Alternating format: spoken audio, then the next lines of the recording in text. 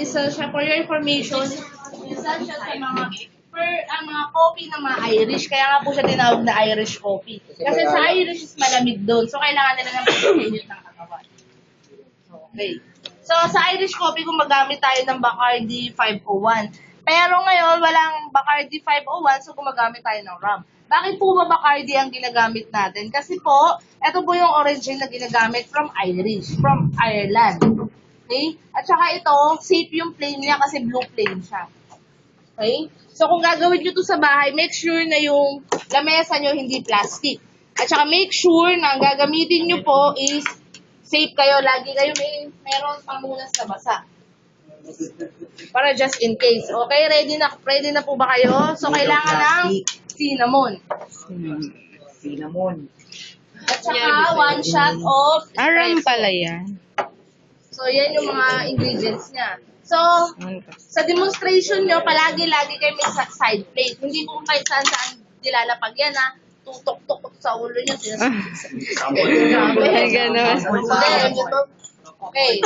Sa Irish, kaya tayo gumagamit, ito yung Irish glass. Ito lang ang pinagsaserban ng Irish coffee, ha? Kasi makapal siya, tsaka hindi na kailangan ng, ang tawag doon? Coaster or tinatawag na coaster plate. Okay? Ang coaster plate, ginagamit yun para sa mga beverages. Okay. Alam na nila yan eh. So, sa mga baguhan,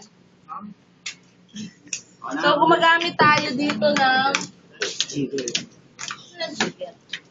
Ayun.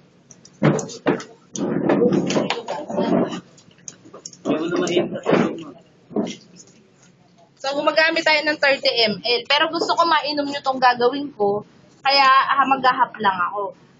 Ha? 30 ml. Mabusin yan, mama. Oo, wala may swimming.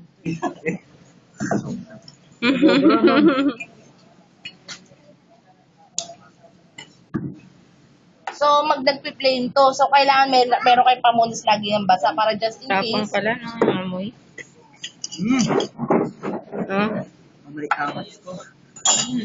So, lighter please. Wait. Lighter?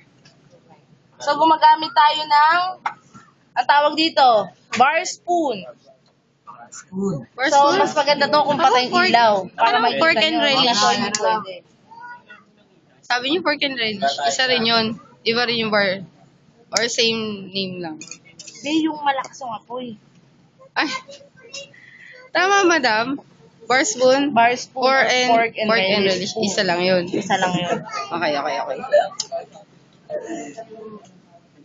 na. Ito yung aircon.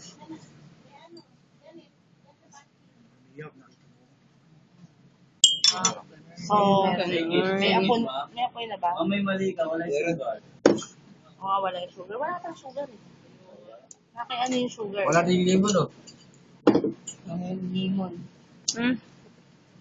Sugar.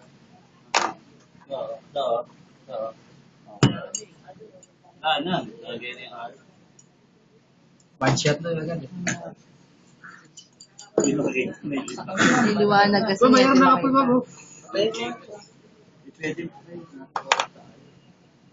Yan, meron na. Kaya usually sa mga bar, saka madilim yung hindi gano'n ilaw. So, may apoy siya. Best part. Saka lang 3, 4, 4, 5, 6, 7, 8. May chill, sumasabi ka agad. Ha? Hindi sumasabi. Mamamatay siya kapag wala na yung alcohol niya. Sinuserve ka sa harap ng client. So, malalaman niya pag okay na. So, mamamatay na po. So, lalagay natin ng 1 shot of espresso. Shake ko siya. Then, wala tayong ice. Wala pa yung ice. Wala yung lemon. Oh. Wala yung lemon. Wala yung lemon. So, Facebook ko na ganun yan. Umami. Wala pa yung ice natin eh. Tagay mo na, ma'am.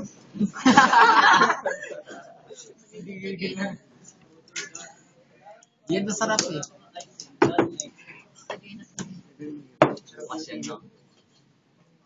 Tama mo.